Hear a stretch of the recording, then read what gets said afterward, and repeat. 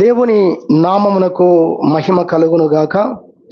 యేసుక్రీస్తు ప్రభువారి పేరట మీకందరికీ ప్రత్యేకమైనటువంటి వందనాలు తెలియజేస్తూ ఉన్నాం. ప్రత్యేకమైన వందనాలు తెలియజేయడానికి 3 ప్రత్యేకమైన కారణాలు ఈ ఆదివారానికి ఉన్నాయి అన్న విషయాన్ని గ్రహించాలి. ఎంతమంది ఆదివారం ఉన్నారో నిజంగా మరి ఒక కోణంలో మీరు ధన్యులే. హల్లెలూయా. ఎందుకంటే ఒక 3 ప్రత్యేకమైనటువంటి శుభకరమైన దినాలను జ్ఞాపకం చేసుకునే దినము ఈ పరిశుద్ధ ఆదివారం. ఈ ఆదివారానికి అంత గొప్ప ప్రత్యేకత ఉంది. మొట్టమొదటి ఏమిటంటే ఇది పెంతెకోస్తు పండుగ దినం. ఈ రోజు హల్లెలూయా. ఏం దినం అందరు చెప్పండి? పెంతెకోస్తు పండుగ దినం అనగా పరిశుద్ధాత్మ దేవుడు తన ప్రజల మీదికి శాశ్వతముగా ఉండునట్లుగా ఆయన దిగి వచ్చినటువంటి రోజు. తండ్రి చేసిన వాగ్దానాన్ని యేసు ప్రభు ఏది జ్ఞాపకం చేశాడో, ఆ వాగ్దానం మీ మీదికి పంపిస్తానని చెప్పారో, ఆ వాగ్దానం యొక్క నెరవేర్పు రోజు ఈ రోజు. పరిశుద్ధాత్ముడు తన ప్రజలలో శాశ్వతంగా నివసించుటకు వచ్చినటువంటి రోజు. మరి ఈ రోజు అన్న విషయాన్ని జ్ఞాపకం చేసుకోవాలి కనుక ఇది పరిశుద్ధాత్మ పండుగ రోజు అన్న మంచిదే. హల్లెలూయా. పెంతెకోస్తు పండుగ దినము. ఈ పెంతెకోస్తు అనే మాట, పెంతెకోస్తు అనేటువంటి మాట గ్రీకు భాషలో నుండి మరి వచ్చినటువంటి పదం ఇది. పెంతెకోస్తు అనగా దాని అర్థము మరి 50వ రోజు అని అర్థమని బైబిల్ పండితులు చెప్తున్నారు. యేసుక్రీస్తు ప్రభు పునరుత్థానము చెందిన తర్వాత నుండి మనము లెక్క పెట్టుకుంటే వచ్చే రోజు ఈ 50వ రోజు, ఈ రోజు అన్నమాట. ఆ 50వ రోజునే యేసు ప్రభు పునరుత్థానము చెందిన తర్వాత 50వ రోజున పరిశుద్ధాత్మగా ఆయన దిగి వచ్చిన రోజు. అదే పెంతెకోస్తు మరి పండగ దినము అని, 50వ రోజు అని మనము జ్ఞాపకం చేసుకుంటున్నాము. ప్రభు ఆరోహణమైన తరువాత మరి ఆయన భూలోకంలోని ఆరోహణమైన తర్వాత ఇంకా చెప్పాలంటే 10వ రోజున వచ్చిన రోజు. ఎందుకంటే ఆయన లేచిన తర్వాత 40 రోజులు భూమి మీద ఉన్నాడు. ఆ తర్వాత ఒక 10 రోజులు అంటే ప్రభు ఆరోహణమైన తర్వాత 10 రోజుల తర్వాత వచ్చే దినమే ఈ 50వ రోజు లేదా పెంతెకోస్తు పండుగ అనేది. మరి క్రైస్తవ ప్రపంచమంతా కూడా ఈ రోజు ఈ పండుగను మరి ఎంతో భక్తి శ్రద్ధలతో ఆచరిస్తూ ప్రభువును స్తుతిస్తూ ప్రత్యేకించి పరిశుద్ధాత్మను బట్టి తండ్రిని ఆరాధిస్తున్నారు అనేది జ్ఞాపకం చేసుకోవాలి. కాబట్టి మరి పెంతెకోస్తు పండుగ యొక్క ప్రత్యేకమైనటువంటి శుభాకాంక్షలు మీకు అందరికీ తెలియజేస్తున్నాము. హల్లెలూయా. రెండవదిగా చూసినట్లయితే పరిశుద్ధాత్ముడు సంఘం మీదికి లేదా తన ప్రజల మీదికి దిగి వచ్చిన రోజున పేతురు నిలబడి ప్రసంగము చేసినప్పుడు సుమారు 3000 మంది రక్షణ పొందారు. హల్లెలూయా. చాలా పెద్ద ఎత్తున రక్షణ పొందినటువంటి మరి గొప్ప కార్యము ఆ దినములలో యూదులు కానివ్వండి, సకల ప్రజలు కానివ్వండి చూశారు. ఒకే ఒక్క ప్రసంగములో మరి పరిశుద్ధాత్మ యొక్క శక్తి కార్యాలు ఎంత గొప్పవిగా ఉంటాయి అనేది ఆ రోజు వారు చూసినటువంటి మొదటి కార్యంగా చెప్పవచ్చు. భీకరముగా పెద్ద ఎత్తున జరిగిన కార్యము. 3000 మంది, 3000 ఒకసారి ఊహించుకోండి. అనగా సంఘము ఆ రోజు నిర్మించబడింది. సంఘముగా అనేకులు, వేలాది మంది ప్రజలు ఆ రోజు సంఘములో చేర్చబడ్డారు. మరి ఒక దైవికమైనటువంటి దేవుని కుటుంబం ఏర్పడింది. దేవుని సంఘముగా అనేక వేల మంది ప్రజలు ఏర్పడ్డారు అనేది అక్కడ మనం సంఘములో మరి వాక్యంలో చూస్తాం. అపోస్తల కార్యం 2వ అధ్యాయంలో ఇది కనబడుతుంది. కనుక రెండవదిగా చెప్పుకోవాలంటే సంఘము అధికారికంగా పరిశుద్ధాత్మ శక్తి చేత అధికారముగా స్థాపించబడ్డ రోజుగా ఈ రోజును క్రైస్తవ ప్రపంచమంతా జ్ఞాపకం చేసుకుంటూ ప్రభువును స్తుతిస్తున్నారు. కనుక రెండవదిగా ఇది సంఘ ఆవిర్భావ దినము. హల్లెలూయా. మరి పంట వచ్చినప్పుడు దేవునికి కృతజ్ఞత పూర్వకంగా మొదటిగా వారు పండిన పంటలో నుండి దేవునికి తీసుకొని వెళ్ళేవారు, కృతజ్ఞత అర్పణగా తీసుకొని వెళ్ళేవారు. మరి ఆ దినమునే పెంతెకోస్తు దినముగా ఎంచబడడం, పరిశుద్ధాత్ముడు రావడం, సంఘము ఆవిర్భవించడం, ఈ 3 కార్యాలు జరగడం మనం చూస్తున్నాం. అంతటితో అయిపోలేదు. 4వ ఇంకొక అద్భుతమైనటువంటి చారిత్రాత్మకమైనటువంటి మనం ఎప్పుడూ గుర్తుపెట్టుకోవలసిన మరొక అద్భుతమైనటువంటి సంఘటన ఉంది. అది మరి ఇన్ని కార్యాలు జరిగాయి, మరి ప్రార్థన చేస్తూ మేడగది మీద ఉండి ఎడతెగక ప్రార్థన చేసి దైవ శక్తిని, పరలోక శక్తిని భూమి మీద దేవుని పిల్లలు పొంది బహు భీకరమైన కార్యాలు చేయగా భూలోకమును తలక్రిందులు చేయువారు మరి ఇక్కడికి వచ్చి ఉన్నారన్న పేరు వచ్చినటువంటి అంత శక్తి తన పిల్లల్లోకి దిగి వచ్చిన దినము, దానికి గల కారణము ప్రార్థన బట్టియే కదా అని బైబిల్ పండితులు ప్రపంచవ్యాప్తముగా ఉన్నటువంటి వారందరూ కూడా ఈ దినాన్ని పరిశుద్ధమైన దినంగా, ప్రత్యేకమైన దినముగా ఎంచి ప్రపంచ ప్రార్థన దినోత్సవంగా ప్రకటించుకున్నది కూడా ఈ దినమే. కాబట్టి ప్రపంచ ప్రార్థన దినోత్సవ శుభాకాంక్షలు 4వదిగా మీకు మేము తెలియజేస్తున్నాం. దేవుని స్తుతించుదామా. కాబట్టి అందుకే ఈ రోజు ఉన్న వారందరూ కూడా చాలా ధన్యులు అన్న విషయాన్ని జ్ఞాపకం చేస్తున్నా. ఈ రోజు మన యొక్క వర్తమానం కూడా దీన్ని అనుసరించి మరియు అందులో ఉన్నటువంటి ప్రత్యేకమైన అంశము సంఘ ఆవిర్భావమును, సంఘమును ఆవిర్భవింపజేసిన వాడు దేవుడు, లేదా సంఘ నిర్మాణకుడు, దైవ రాజ్య నిర్మాణకుడు, దేవుని సంఘ నిర్మాణకుడు దేవుడే అనేటువంటి అంశాన్ని ఈరోజు మనం నేర్చుకోబోతున్నాం. దీన్ని కొంచెం మనం నేర్చుకొని ప్రభువును స్తుతించడానికి, గణపరచడానికి ప్రభు తన వాక్యము ద్వారా మనకు సహాయము చేయును గాక. ఆమేన్. దేవుని పరిశుద్ధ గ్రంథములో నుండి త్వరగా కొన్ని వాక్యాలు మనము దేవుని పరిశుద్ధ గ్రంథములను చూద్దాం. మత్తయి సువార్త ఒకసారి మనం చూద్దాం. మత్తయి సువార్త మనము చూసినట్లయితే దేవుని పరిశుద్ధ గ్రంథములో 16వ అధ్యాయము, మత్తయి సువార్త 16వ అధ్యాయము 18వ వచనమును మనం చదువుకుందాం. 16వ అధ్యాయము మత్తయి సువార్త 18వ వచనమును మనము చదువుకుందాం. మరియు నీవు పేతురువు, ఈ బండ మీద నా సంఘమును కట్టుదును, పాతాళలోక ద్వారములు దాని ఎదుట నిలువ నేరవని నేను నీతో చెప్పుచున్నాను. చాలా అద్భుతమైనటువంటి విషయాన్ని మనం ఇక్కడ చూస్తూ ఉన్నాము. ప్రభు అంటున్నాడు, నువ్వు పేతురువు, ఈ బండ మీద నా సంఘమును కట్టుదును. ఈ మాట నన్ను బాగా ఆకర్షించింది.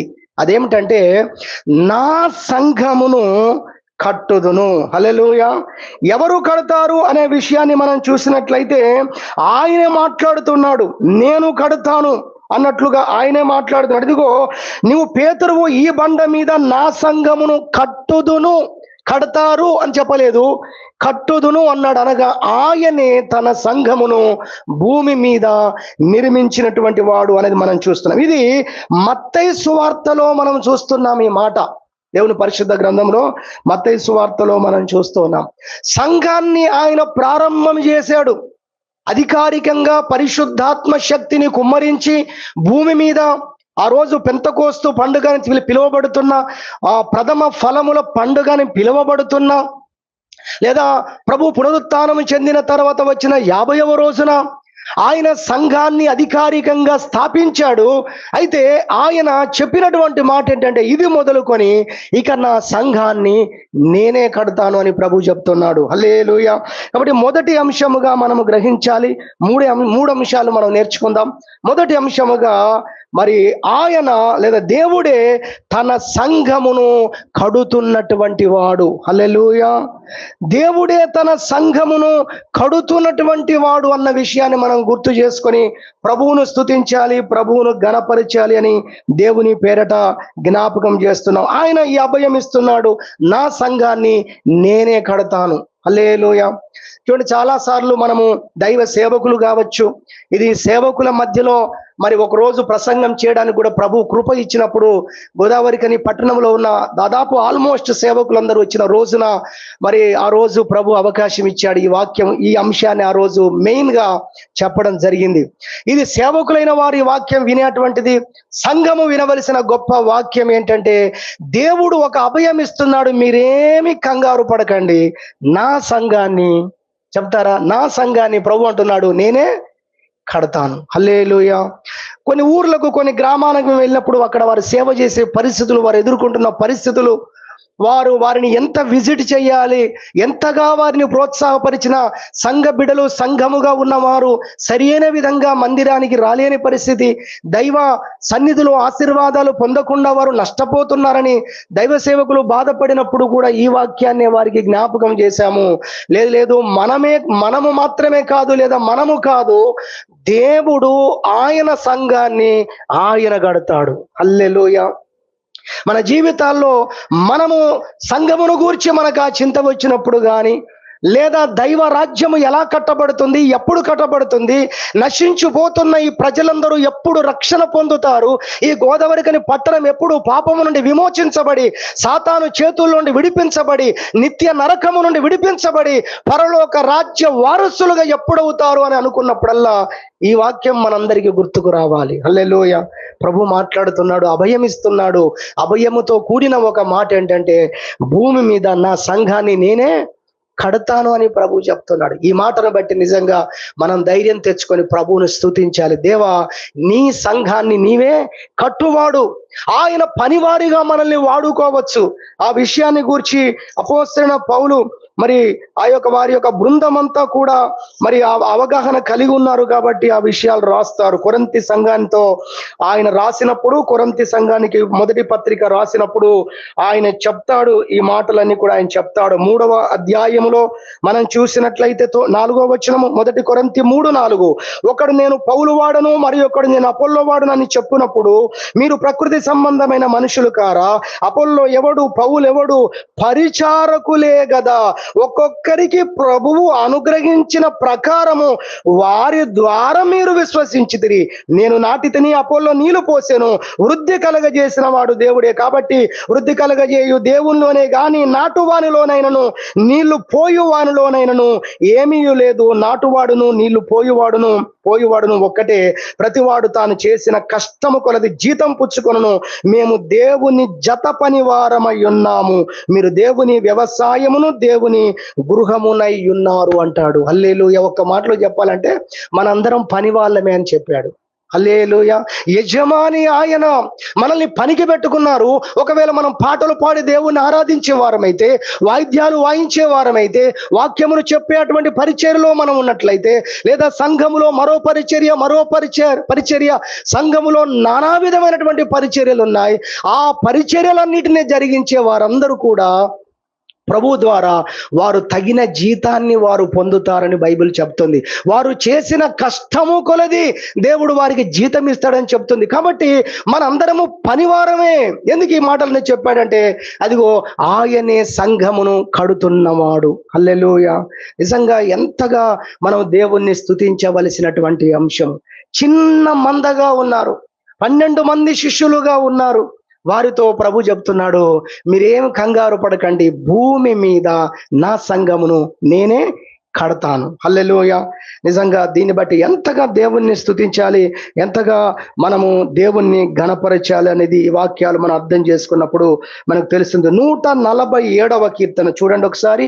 147వ కీర్తన మీరు చూసినట్లయితే ప్రభువు మాట్లాడిన ఒక అద్భుతమైన మాట అక్కడ మనకు కనబడుతుంది. 147వ కీర్తన 2వ వచనము, యెహోవాయే యెరూషలేమును కట్టువాడు, చెదరిన ఇశ్రాయేలును పోగు చేయువాడు.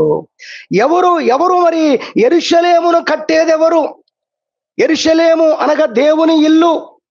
ఆ దేవుని ఇల్లును కట్టేదెవరు? దేవుని ఇంటిని బాగు చేసేదెవరు? దేవుని ఇంటి వారందరినీ కూడా సమకూర్చే వారు ఎవరంటే, ఇదిగో ప్రభు మాట్లాడుతున్నాడు, నా సంఘాన్ని నేనే కడతాను అని ప్రభు చెబుతున్న విషయాన్ని దేవుని యొక్క వాక్యములో మనము చూడగలుగుతున్నాం. ఆయన తన సంఘాన్ని కడతాడు. 2 రకమైనటువంటి గుంపులు ప్రపంచం మొత్తాన్ని మనము ఒకవేళ అర్థం చేసుకుంటే 2 గుంపులు ఉన్నాయి. ఒకటి దేవుడు ఏర్పాటు చేసుకున్న ప్రజలు, వారు ఇశ్రాయేలీలు.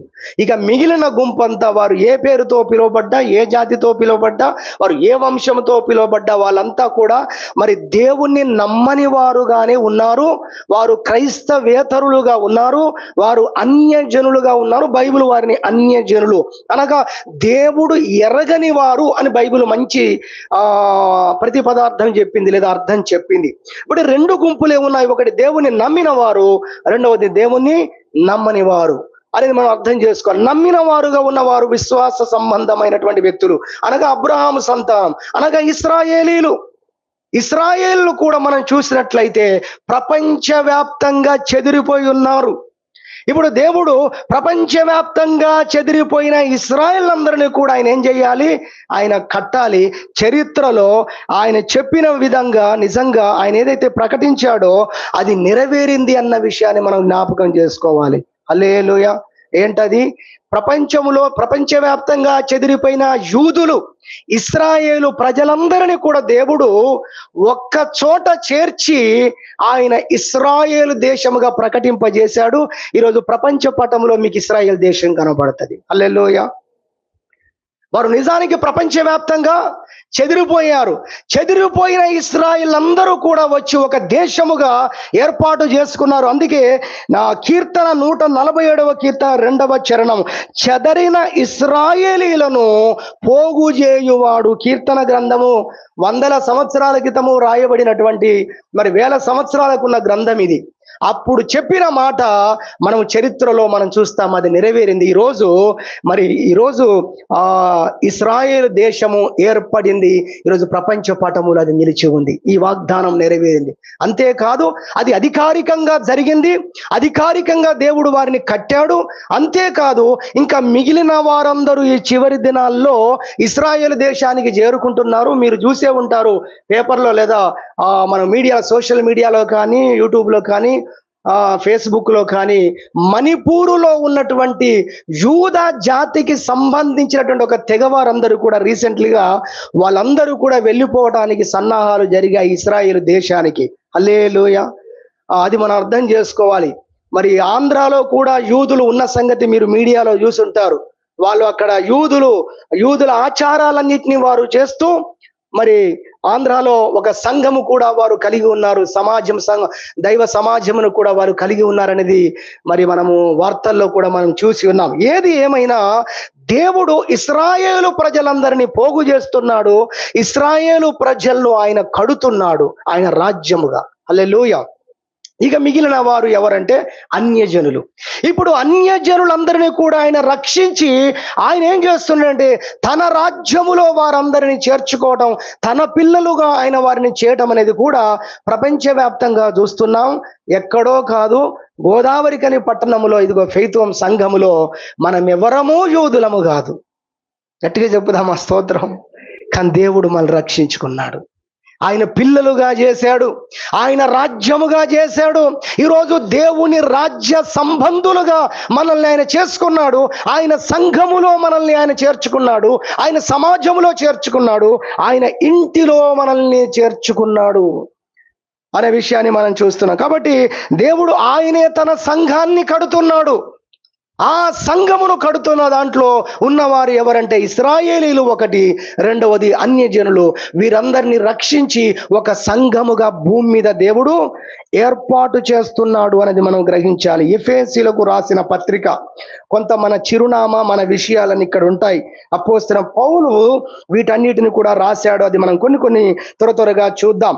దేవుని వాక్యములో మనం చూసినట్లయితే 2వ అధ్యాయము, ఎఫెసీయులకు రాసిన పత్రిక 2వ అధ్యాయము మనం చూసినట్లయితే 11, కాబట్టి మునుపు శరీర విషయములో అన్యజనులయుండి శరీరమందు చేతితో చేయబడిన సున్నతి గలవారు అనబడిన వారి చేత సున్నతి లేని వారనబడిన మీరు ఆ కాలమందు ఇశ్రాయేలుతో సహపౌరులు గాక పరదేశులను, వాగ్దాన నిబంధన లేని పరజనులను, నిరీక్షణ లేని వారును, లోకమందు దేవుడు లేని వారయ్యుండి క్రీస్తుకు దూరస్తులయుంటిరని మీరు జ్ఞాపకము చేసుకొనండి.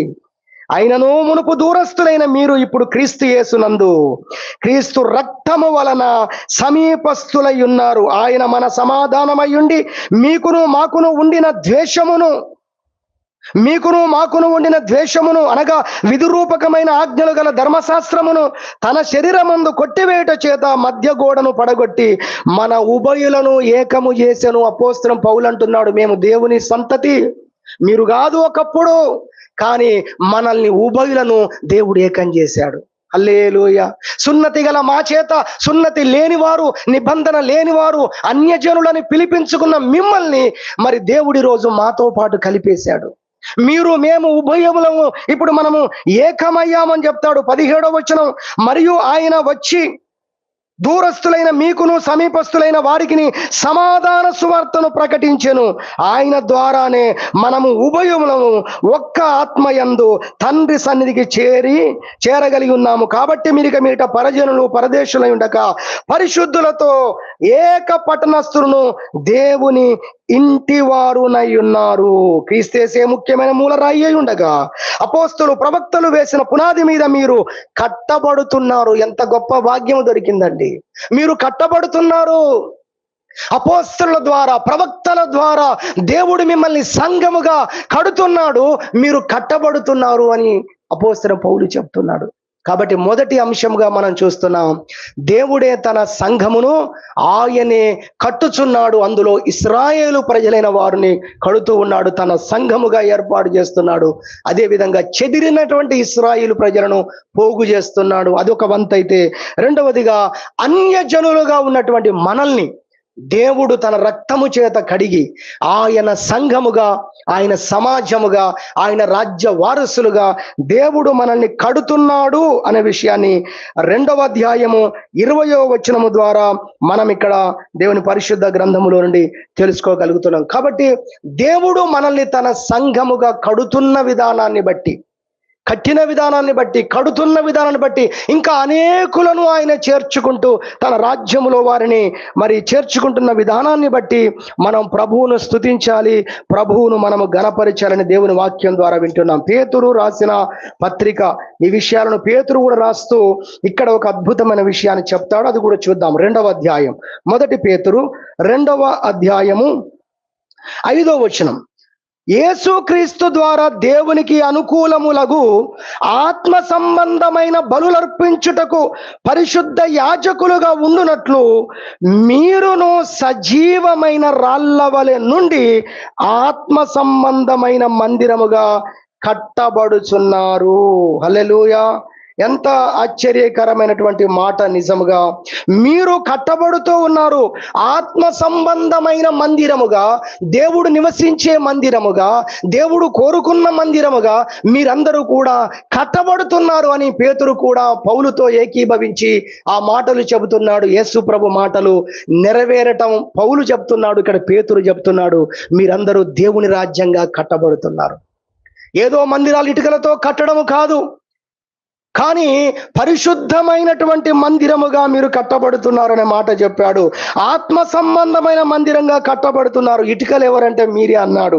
2వ అధ్యాయం 5వ వచనంలో చూస్తే, యేసుక్రీస్తు ద్వారా దేవునికి అనుకూలములకు ఆత్మ సంబంధమైన బలులర్పించుటకు పరిశుద్ధ యాజకులుగా ఉండునట్లు మీరును సజీవమైన రాళ్ళు అన్నాడు. ఏం రాళ్ళు అంట? సజీవమైనటువంటి రాళ్ళు. మందిరాలు కడితే మాట్లాడవు, ఇటుకలు మాట్లాడవు, రాళ్ళు మాట్లాడవు. దేవుడు మన జీవితాలను కడుతున్నాడు. ఇదిగో మనం మాట్లాడే రాళ్ళము అంటుంది వాక్యం. హల్లెలూయా. మన జీవితము ద్వారా, మన క్రియల ద్వారా దైవ రాజ్యము యొక్క ఆ యొక్క మహిమ భూమి మీద ప్రత్యక్షపరచబడుతుంది. అదిగో అలా దేవుడు మనల్ని కడుతున్నాడు. హల్లెలూయా. ఓ రోజు మందిరాన్ని చూపించారు యేసయ్యకు. చూసావా ప్రభువా, ఎన్ని సంవత్సరాలు కష్టపడి సొలొమోను కట్టాడు మందిరము, ఎంత అద్భుతంగా ఉంది, ప్రపంచవ్యాప్తంగా చూడవస్తున్నారు. ఆ రోజున యేసు ప్రభువుకు సొలొమోను కట్టిన మందిరాన్ని చూపించి మహిమను చూసావా ప్రభు అంటే, ప్రభు అన్నాడు, రాయి మీద రాయి ఉండకుండా తొలగించబడే రోజులు రాబోతున్నాయి. ఇవి కాదు, వీటి ద్వారా ఎవరు మారు మనసు పొందుతారు? వీటి ద్వారా ఏ జీవితాలు కట్టబడతాయి? ఎవరు మార్పు చెందుతారు? ఇదిగో సజీవమైన రాళ్ళుగా దేవుడు మిమ్మల్ని కడుతున్నాడని పేతురు రాస్తున్నాడు. హల్లెలూయా. నిజంగా దేవుడు మన జీవితాలను, మన బ్రతుకులను ఆయన కట్టినందుకు ప్రభువును మనం స్తుతించాలి.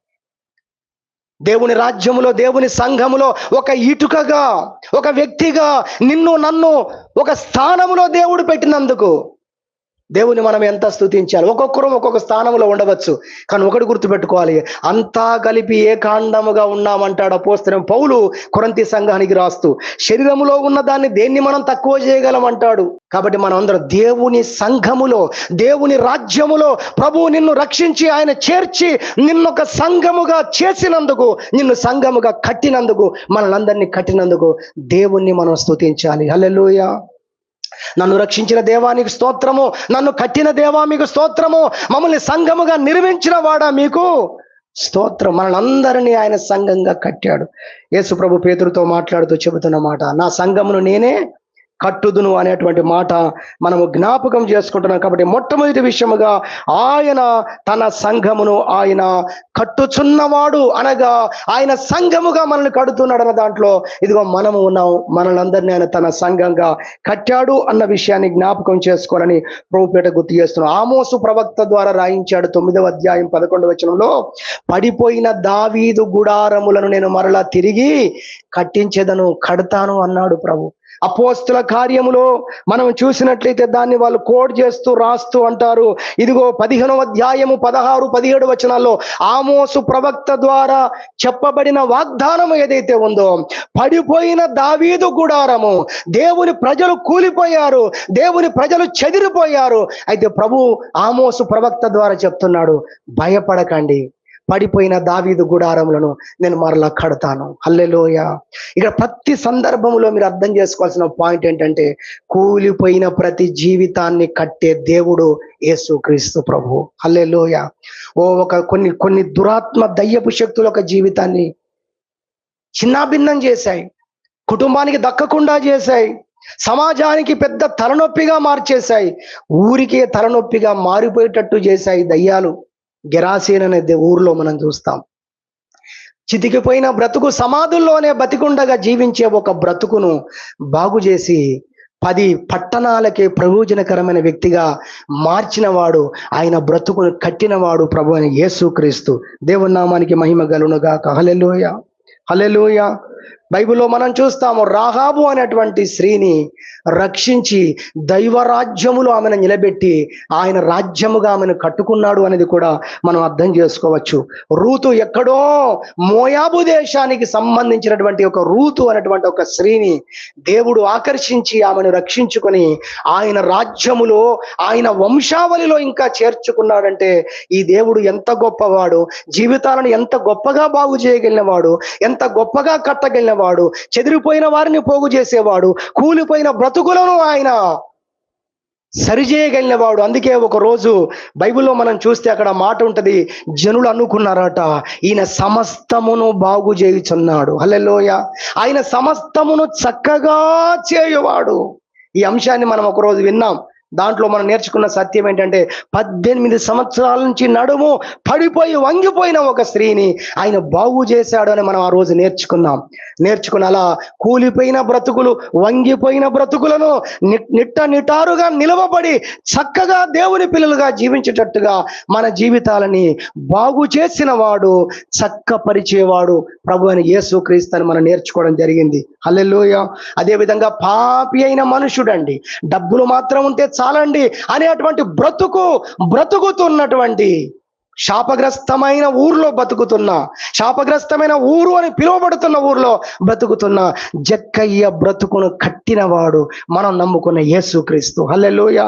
ఇలా చెప్పుకుంటూ పోతే ఎంతో మంది జీవితాలు, విరిగిపోయిన జీవితాలు, నలిగిపోయిన జీవితాలను ఆయన కట్టినటువంటి వాడు, తన రాజ్యముగా, తన సంఘముగా వారందరినీ కట్టుకున్నాడు అన్న విషయాన్ని మనం జ్ఞాపకం చేసుకొని, అందులో ప్రభువా నన్ను కట్టినందుకు, నా జీవితాన్ని కట్టినందుకు నీకు స్తోత్రమని దేవుని మనం స్తుతించి దేవుని గణపరచాలని మొదటి అంశముగా దేవుని యొక్క వాక్యములో నుండి మనం నేర్చుకుంటున్నాం.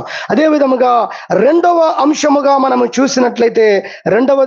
చూసినట్లయితే మరి మొట్టమొదటిగా దేవుడు తన సంఘమును ఆయనే కట్టువాడు అనేది మొదటి అంశం అయితే, రెండవదిగా ఆయన తన సంఘమును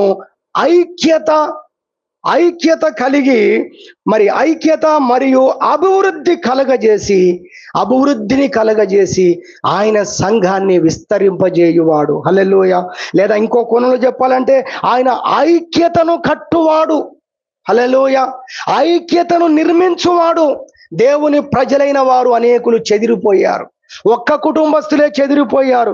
ఇంకా చెప్పాలంటే బైబిల్లో ఒక మాట గుర్తొస్తుంది, దేవుడు ఏర్పాటు చేసుకున్న వ్యక్తిని మీరు ఓరచూపులు చూచుటనేలా అని రాసింది బైబిల్లో. హల్లెలూయా. దీనికి ఒక ఉదాహరణ చెప్పాలంటే యోసేపు దేవుని ఏర్పాటులో ఉన్నాడు, కానీ సొంత కుటుంబస్తులే ఓరచూపులు కాదు అసూయ చూపులు చంపేంతగా చూశారు ఆయనను కదా. అలాంటి పరిస్థితి. నిజంగా వారు కట్టబడతారా? వారందరూ ఐక్యంగా ఉంటారా? ఈ వ్యక్తులు మారుతారా? ఎక్కడికో అమ్మేశారు, ముందుగా గుంటలో పడదోసి చంపేయాలనుకున్నంత భయంకరమైన ఆలోచనలకు వెళ్ళిపోయిన ఈ మనుషులు కలుస్తారా? మళ్ళీ ఐక్యంగా ఉంటారా అంటే ప్రభు మాట్లాడుతున్నాడు, చెదిరిపోయిన ఇశ్రాయేలును పోగు చేయువాడను నేనే. హల్లెలూయా. అనగా ఇక్కడ ఐక్యత అనే అంశాన్ని రెండవదిగా మనం జ్ఞాపకం చేసుకుంటున్నాం. చెప్తారా రెండవ అంశం ఏంటి? ఆయన మనల్ని ఐక్యపరుచువాడు. హల్లెలూయా. ఐక్యపరిచిగాడు, ఐక్యతను నిర్మిస్తాడు. చెదరిపోయిన వారందరిని కూడా పోగు చేసి ఐక్యతను స్థాపిస్తాడు ఆయన ఐక్యతను స్థాపించువాడు. మనం చూస్తే ఆదికాండం మొత్తం అయిపోతుంది. 50వ అధ్యాయం చివరి అధ్యాయంలోకి వస్తే యోసేపు తన అన్నలందరూ కూడా ఒకరి మీద పడి ఒకరు ఏడ్చి ప్రేమతో అందరూ కలుసుకుంటారు అంటారు కదా. కథ సుఖాంతం అవుతుంది. హల్లెలూయా. ఎంత సమాధానకరమైన కార్యం జరిగింది. ఎవరు చేశారు ఈ కార్యము? ఆయనే చేశాడు. ఆయనే ఐక్యతను కలగజేయువాడు. కాబట్టి ఈ యొక్క ప్రత్యేకమైన పెంతెకోస్తు పండుగ దినమున, సంఘ ఆవిర్భావ దినమున, ప్రపంచ ప్రార్థన దినోత్సవ దినమున మనము నేర్చుకుంటున్న గొప్ప సత్యం ఏంటంటే, చెదరిపోయిన సంఘమును, ఐక్యత లేని సంఘమును ఆయనే ఐక్యతలోకి తీసుకువచ్చి తన ప్రజలను ఆయన స్థిరపరిచేవాడై ఉన్నాడు. హల్లెలూయా. అంతేకాదు, ఆ సంఘమును ఆయన అభివృద్ధి పరిచేవాడై ఉన్నాడు అనేది రెండవ అంశముగా దేవుని వాక్యములో నుండి మీకు జ్ఞాపకం చేస్తున్నాం. ఎలా చేస్తాడు దేవుడు అనే దానికి మనము ఆయన శక్తి ద్వారానే ఆ కార్యాలు చేస్తాడు అనడానికి బైబిల్లో ఒక మంచి వాక్యం ఉంది. మీరు ఎప్పుడు గుర్తుపెట్టుకోవాల్సిన వాక్యాలు కొన్ని ఉంటాయి. అలా అందులో ఇది ఒక వాక్యం. ఎఫెసీ పత్రిక 4వ అధ్యాయము 1వ వచనం. కాబట్టి మీరు సమాధానమును బంధము చేత ఆత్మ కలిగించు ఐక్యమును కాపాడుకొనుటయందు శ్రద్ధ కలిగిన వారై ఉండండి. ఆత్మ కలిగించు ఐక్యతను కాపాడుకునే విషయంలో మీకు శ్రద్ధ కావాలన్నాడు. కానీ మీరందరూ ఐక్యత కొరకు పాటుపడండి, మీ చేతుల్లో పెడుతున్నానని దేవుడు చెప్పలేదు. ఎవరు చేస్తారట మరి? చూడండి, ఆత్మ కలిగించు ఐక్యమును అన్నాడు. అది అండర్లైన్ చేసుకోవాలి మనం. ఎవరు కలిగిస్తారు? ఐక్యతను ఎవరు తీసుకొస్తారు? సమాధానం ఎవరు సమాధానపరుస్తారు? కేవలము పరిశుద్ధాత్మ దేవుడే. అమ్మో వారు కలుస్తారా అండి? అమ్మో ఆయన కలుస్తాడండి? అమ్మో ఆ సంఘం ఈ సంఘం ఒకటవుతుందండి? ఇన్ని డినామినేషన్లు. ఒక బైబిల్ పండితుడు ఒకరోజు అన్నాడు, సుమారుగా 4000 డినామినేషన్స్ ఉన్నాయట ఈరోజు ప్రపంచవ్యాప్తంగా. ఏంటండి, యేసు ప్రభు రావాలంటే మరియమ్మ ఉండాలండి అని మరియమ్మకు ప్రాధాన్యత ఇచ్చేటువంటి వారు, మామూలు ప్రాధాన్యత కాదు, ఎక్కువ ప్రాధాన్యత ఇచ్చేటువంటి వారు ఒక గుంపు అయ్యారు. అలా కాదండి, శనివారమే ఆరాధన చేయాలనే ఇంకొక గుంపు తయారైంది. అర్థమైందా? తండ్రి కుమార పరిశుద్ధాత్మ నామములో బాప్తిసం ఇయ్యాలని ఒకరు అంటారు. కాదు, యేసు నామములోనే బాప్తిసం ఇయ్యాలని ఒకరు అంటారు. అరే రెండు ఒకటేనని ఇంకొకరు అంటారు. ఇన్ని డినామినేషన్ల ప్రజలు, సంఘమంతా కూడా ఐక్యపరచబడుతుందంటే ఇదిగో అపోస్తలుడైన పౌలు ద్వారా పరిశుద్ధాత్మ దేవుడు మాట్లాడుతున్నాడు. తన పరిశుద్ధాత్మ ద్వారా సంఘమును ఆయన ఐక్యపరచబోతున్నాడు. హల్లెలూయా. ఎంత గొప్ప శుభవార్త! నిజంగా వీటిని బట్టి నిజంగా మనం దేవుణ్ణి స్తుతించాలి, ఎంతగా దేవుణ్ణి మనము మహిమపరచవలసిన వారమై ఉన్నామని ప్రభు పేరట నేను జ్ఞాపకం చేస్తున్నాను. దేవుని పరిశుద్ధ గ్రంథములో మనం చూసినట్లయితే మరి అలాంటి అద్భుతమైన విషయాలు కనబడుతున్నాయి. ఎఫెసీ పత్రిక 4:16 కూడా మనం చూస్తే, ఆయన శిరస్సై ఉన్నాడు. 4:16 ఆయన శిరస్సై ఉన్నాడు. ఆయన నుండి సర్వ శరీరము చక్కగా అమర్చబడి తనలోనున్న ప్రతి అవయవము తన పరిమాణము చొప్పున పనిచేయుచుండగా ప్రతి కీలు వలన కలిగిన బలము చేత అతకబడి ప్రేమయందు తనకు క్షేమాభివృద్ధి కలుగునట్లు శరీరమునకు అభివృద్ధి కలుగజేసుకొనుచున్నది. శిరస్సుగా ఆయనే ఉండి శరీరాన్ని ఆయన అభివృద్ధి పరుస్తున్నాడు. శిరస్సు, మనల్ని మనం చూసుకుందాం. శిరస్సు ఉంది మనకు, అందులో మెదడు ఉంది, మనకు ఆలోచనలు ఉన్నాయి. కాలుకు ప్రాబ్లం అయినా, చేతికి ప్రాబ్లం అయినా, ఎక్కడ సమస్య కలిగినా దీని బాడీ అంతటి గురించి ఆలోచించేది ఎవరండి? శిరస్సే. ఆ మాటే చెప్తున్నాడు. సంఘమునకు క్రీస్తు శిరస్సుగా ఉన్నాడు. దీన్ని ఐక్యపరచడం కావచ్చు, దీన్ని అభివృద్ధి పరచడం కావచ్చు, దీన్ని విస్తరింపజేసే విషయంలో ఆ శిరస్సే చూసుకుంటుంది అంటున్నాడు. దేవుని నామానికి మహిమ కలుగును గాక. హల్లెలూయా. ప్రేమ యందు తనకు క్షేమాభివృద్ధి కలుగునట్లు శరీరమునకు అభివృద్ధి కలగజేసుకొనుచున్నది. శరీరానికి అభివృద్ధి కలగజేస్తుంది ఎవరు? శిరస్సు. కాబట్టి ఆయనే మనల్ని ఐక్యపరుచువాడు. ప్రపంచవ్యాప్తంగా ఉన్నటువంటి ప్రతి సంఘాన్ని ఐక్యపరుచువాడు. ఆ సంఘమును అభివృద్ధి పరుచువాడు కూడా ఆయనే. హల్లెలూయా. ఈ సంఘం ఎలా అభివృద్ధి చెందుతుంది? సార్వత్రిక సంఘం గురించి మాట్లాడుకుంటున్నాం. మన సంఘమే కాదు, దేవుని సంఘములో మనం ఒక పార్ట్ ఇక్కడ ఉన్నాం అంతే. దేవుని సంఘం ప్రపంచవ్యాప్తంగా ఉంది. మరి ప్రపంచవ్యాప్తంగా ఉన్న ఈ సంఘం ఎలా అభివృద్ధి చెందాలి? ఆయనకు తెలుసు. ఎలా అభివృద్ధి చెందాలో ఆయనకు తెలుసు. ఎలా అభివృద్ధి చెందింప చేయాలో కూడా ఆయనకు బాగా తెలుసు. కొన్నిసార్లు మన జీవితంలో వచ్చే శ్రమల, కష్టాల ద్వారా, అనగా సంఘానికి వచ్చే కష్టాల ద్వారా కూడా సంఘాలను ఐక్యపరిచేవాడై ఉన్నాడు. హల్లెలూయా. సంఘమును విస్తరింపజేసేవాడై ఉన్నాడు. హల్లెలూయా. అపోస్తుల కార్యం మీరు చూడగలిగితే 6వ అధ్యాయము, అపోస్తుల కార్యములు మీరు చూడగలిగితే 6వ అధ్యాయం 7వ వచనం చదువుతున్నాను చూడండి. దేవుని వాక్యము ప్రబలమై శిష్యుల సంఖ్య యెరూషలేములో బహుగా విస్తరించెను, మరియు యాజకులలో అనేకులు విశ్వాసమునకు లోబడిరి. దేవుని యొక్క వాక్యము మరి ప్రబలమైంది. అనేకమైన కార్యాలు జరిగాయి, అనేకమైన అద్భుతాలు జరిగాయి అనే విషయాన్ని ఇక్కడ చూస్తున్నాము. అంత మాత్రమే కాదు, సంఘము బహుగా విస్తరించింది అనేటువంటి మాట కూడా దేవుని పరిశుద్ధ గ్రంథములో మనం చూడగలుగుతున్నాము. కానీ ఎలాంటి సమయంలో సంఘము అలా విస్తరించబడింది అనేది చూస్తే 4వ అధ్యాయం మీరు చదివినట్లయితే వారిని బెదిరించిన విషయాలు కావచ్చు, వారిని కొట్టిన విషయాలు కావచ్చు, ఇవన్నీ కూడా మీకు ఈ యొక్క అధ్యాయంలో కనబడతాయి. 4వ అధ్యాయంలో చూస్తే ఓవైపు సంఘము శ్రమలను ఎదుర్కొంటుంది, ఓవైపు సంఘము కష్టాలను ఎదుర్కొంటుంది. కానీ ఆ కష్టాల్లోనే సంఘానికి ఐక్యత వచ్చింది. ఆ కష్టాల్లోనే సంఘము అభివృద్ధి పరచబడింది. హల్లెలూయా. మనం అనుకుంటున్న విధానంలోనే సంఘం ఐక్యపరచబడదు. దేవునికి బాగా తెలుసు అందరిని ఎలా ఐక్యపరచాలో. దేవునికి బాగా తెలుసు దైవ సేవకులందరిని ఎలా ఐక్యపరచాలో. ఆయన చేస్తాడు. బైబిల్లో మీరు చూసినట్లయితే 8వ అధ్యాయం అపోస్తల కార్యం 1వ వచనం, 8వ అధ్యాయం 1వ వచనం చూస్తే, ఆ కాలమందు యెరూషలేములోని సంఘమునకు ఓ గొప్ప హింస కలిగినందున అపోస్తలులు తప్ప అందరూ యూదయ సమరయ దేశముల యందు చెదిరిపోయిరి అని మనకు కనబడుతుంది. చెదిరిపోయారు. అదేంటి? కలిసి కట్టాలి కదా, దేవుడు అందరిని ఐక్యపరచాలంటే ఇక్కడ చెదిరిపోయారు వచ్చిన శ్రమను గూర్చి అని మనం అనుకుంటాం. కానీ ఇప్పుడు చూడండి 4వ వచనం చూస్తే, కాబట్టి చెదిరిపోయిన వారు సువార్త వాక్యమును ప్రకటించుచు సంచారము చేసిరి. హల్లెలూయా. సాతానుడు కూడా బాగా సంతోషించుంటాడు. శ్రమలు రాగానే అందరూ చెదిరిపోయారు చూసావా అని. కానీ చెదిరిపోయిన వారందరూ సువార్త చెప్పి 4 చోట్లకి వెళ్తే 4 చోట్ల 4 సంఘాలు నిర్మించబడ్డాయి. హల్లెలూయా. ఇవన్నీ ఎందుకు చెప్తున్నానంటే, శ్రమలలో సంఘాన్ని విస్తరింపజేశాడు. ఒకవేళ మనకు కష్టం వచ్చినా, ఒకవేళ మనకు ఇబ్బంది వచ్చినా, ఆ ఇబ్బందిలో మనం ఇంకా ప్రకాశిస్తాము. హల్లెలూయా. అలా మన జీవితాలను ఆయన నిర్మించేవాడు, ఆయన కట్టేవాడు, కట్టుతున్నవాడు అనేది దేవుని పరిశుద్ధ గ్రంథముల నుండి. మరి రెండవదిగా మనం చూస్తున్నాం. చివరి అంశము చెప్పి నేను ముగిచ్చేస్తాను, సమయం అయిపోయింది. 3వదిగా చూస్తే, ఆయన తన సంఘాన్ని కడుతూ ఉన్నాడు, దాన్ని ఐక్యపరిచి విస్తరింపజేస్తున్నది రెండవది. 3వది ఏంటంటే, ఆయన తన సంఘాన్ని మహిమ కలిగిన సంఘముగా ఆయన దాన్ని మారుస్తున్నాడు. హల్లెలూయా. ఎలాంటి సంఘంగా చెప్పండి? మహిమ కలిగిన సంఘంగా. ఇది మనుషులు కట్టిన సంఘము కాదు, ఇది దేవుడు కట్టినటువంటి సంఘము. క్రీస్తు కట్టినటువంటి కోట అని రాశాడు ఒక ఆయన. హల్లెలూయా. నాకు బాగా అనిపించింది. ఏంటట? భూమి మీద క్రీస్తు కట్టినటువంటి కోట దేవుని సంఘము. క్రీస్తు అనే బండపై కట్టబడుతున్న దేవుని సామ్రాజ్యము అని మరొక బైబిల్ పండితుడు రాశాడు.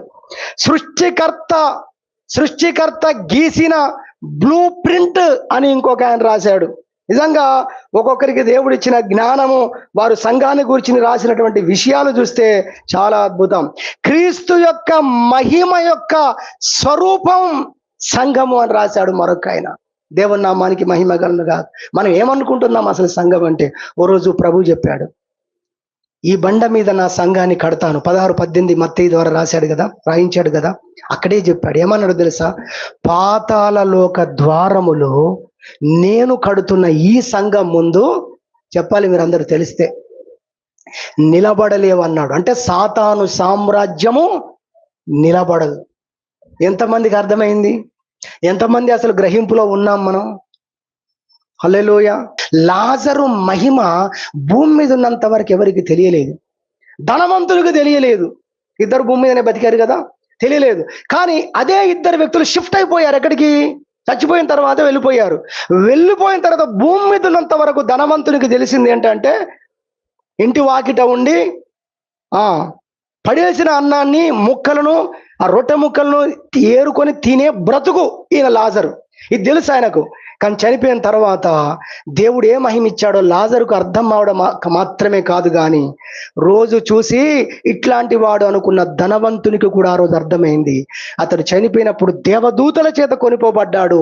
అబ్రహాము యొక్క ఎద మీద ఆనుకోబడ్డాడు. హల్లెలూయా.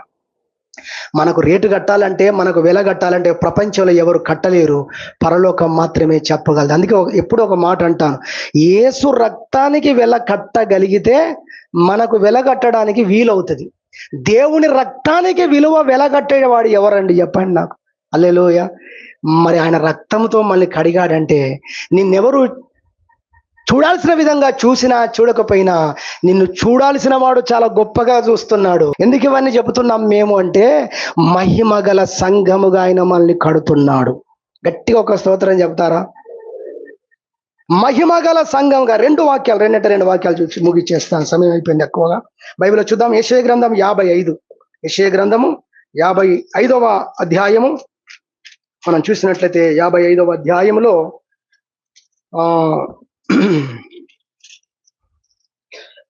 5వ వచనం, 55:5.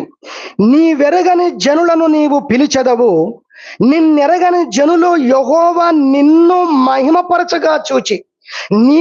నిన్ను ఎరగని జనులు, నీకు తెలియదు వాళ్ళు ఎవరో కూడా, కానీ వాళ్ళంట ఇక్కడ అంటాడు, యెహోవా నిన్ను మహిమపరచగా చూసి ఏం చేస్తారో చెప్తున్నాడు.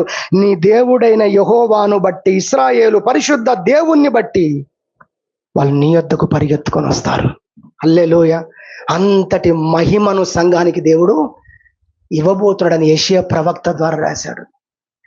ఆయన నిన్ను మహిమపరిచిన రోజున జనులు దేవుణ్ణి బట్టి ఎక్కడికి పరిగెత్తుతారు? మందిరాల్లోకి పరిగెత్తుకొని కాదమ్మా వచ్చేది, నీ యొద్దకు పరిగెత్తుకొని వస్తారు. నీ దేవుడు ఎంత గొప్ప దేవుడు! అబ్రహాము దేవుడని విన్నాం మేము, ఇస్సాకు దేవుడని విన్నాము, యాకోబు దేవుడు, ఏలియా ఎలీషాల దేవుడని విన్నాం మేము. ఇప్పుడు నీ దేవుడని మాకు అర్థమైంది. హల్లెలూయా. బైబిల్ చెప్తుంది, నిన్ను బట్టి జనులు నీ యొద్దకు, దేవుణ్ణి బట్టి నీ యొద్దకు పరిగెత్తుకొని వస్తారు. ఎప్పుడు? ఆయన నిన్ను మహిమపరచగా. అంటే ఇక్కడ మనకు అర్థమవుతుంది, అండలం చేసుకోవాల్సిన మాట, దేవుడు తన సంఘాన్ని, తన ప్రజలను మహిమపరిచే రోజు ఎంతో దూరం లేదు. అది కాకుండా ఈ భూలోకంలో సంఘాన్ని దేవుడు తీసేయడు. ఆయన తన సంఘాన్ని మహిమపరుస్తాడు అనే విషయాన్ని దేవుని యొక్క వాక్యము ద్వారా మనం చూస్తున్నాం. హగ్గయి గ్రంథము 2వ అధ్యాయం 7వ వచనం చూసినట్లయితే, నా మందిరమును నేను మహిమతో నింపుతానన్నాడు. హల్లెలూయా. నా మందిరాన్ని, నా సంఘాన్ని నేను దేంతో నింపుతాను?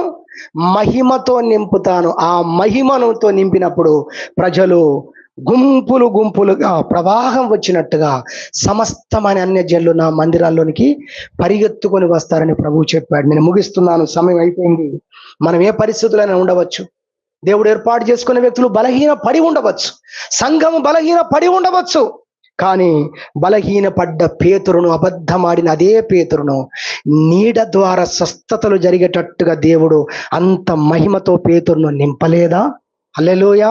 యేసు అంటే ఎవరో నాకు తెలియదు అని చెప్పిన తోమాను ఇండియాకు పంపించి భారతదేశమునే షేక్ చేసేటట్టుగా బలమైన కార్యాలు చేసి భారతదేశంలో మొట్టమొదటి క్రైస్తవులుగా బ్రాహ్మణులే మారేటట్టుగా దేవుడు చెయ్యలేదా?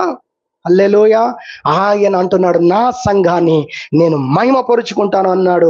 ఇదిగో దేవుని కొరకు నేను ఒంటరిగా వస్తున్నాను, ఒక్కనే వచ్చానని 100 మంది ముందు నిలబడ్డటువంటి గొప్ప మహాప్రవక్త ఏలియా ఒక రోజు బలహీనపడి నా ప్రాణం తీసుకో ప్రభు అన్నాడు. అయితే దేవుడు విడిచిపెట్టాడా?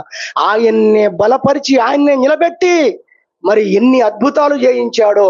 3.5 సంవత్సరాలుగా ఆగిపోయిన, కురవకుండా మూసివేయబడ్డటువంటి వర్షము ఆయన ప్రార్థన ద్వారా తిరిగి ఆకాశం వర్షమునిచ్చింది. ప్రజలందరూ తెలుసుకున్నారు యెహోవాయే దేవుడని. అగ్ని దిగి వచ్చిన రోజున ప్రజలు కేకలేశారు. బలహీనపడ్డ ఏలియాను బలపరిచి మహిమతో నింపినట్టుగా, భయపడ్డ పేతురును, అనుమానించినటువంటి తోమాను మరి మహిమతో నింపి ఆయన వాడుకున్నట్లుగా ఈరోజు ప్రభువు తన సంఘాన్ని గురించి చెబుతున్న మాట, నా సంఘాన్ని నేను మహిమతో నింపేవాడనై ఉన్నాను. మరి 3వ అంశము, దేవుడు తన సంఘమైన మనల్ని, ప్రపంచవ్యాప్తంగా ఉన్నటువంటి తన సార్వత్రిక సంఘాన్ని మహిమతో ఆయన నింపబోతున్నాడు. మహిమతో ఆయన నిర్మాణం చేయబోతున్నాడు. మహిమతో అలంకరించబోతున్నాడు. అప్పుడు సమస్తమైన అన్యజనులు మందిరాలకు పరిగెత్తుకుని వస్తారు. యేసుక్రీస్తు నిజమైన దేవుడని సకల ప్రజలు గుర్తించి ఆయన విశ్వసిస్తారని దేవుని వాక్యం చెబుతుండగా, ఈ 3 అంశాలను బట్టి ఈ దినమ సంఘ ఆవిర్భావ దినమున ఈ 3 అంశాలను బట్టి ప్రభుని స్తుతించుదాం. ముందున వారాలను కూడా ప్రభుని స్తుతించుదాం. దేవుడు ఈ వాక్యమును మనందరి నిమిత్తమై దీవించునుగాక. ఆమేన్. ప్రార్థన చేసుకుందాం.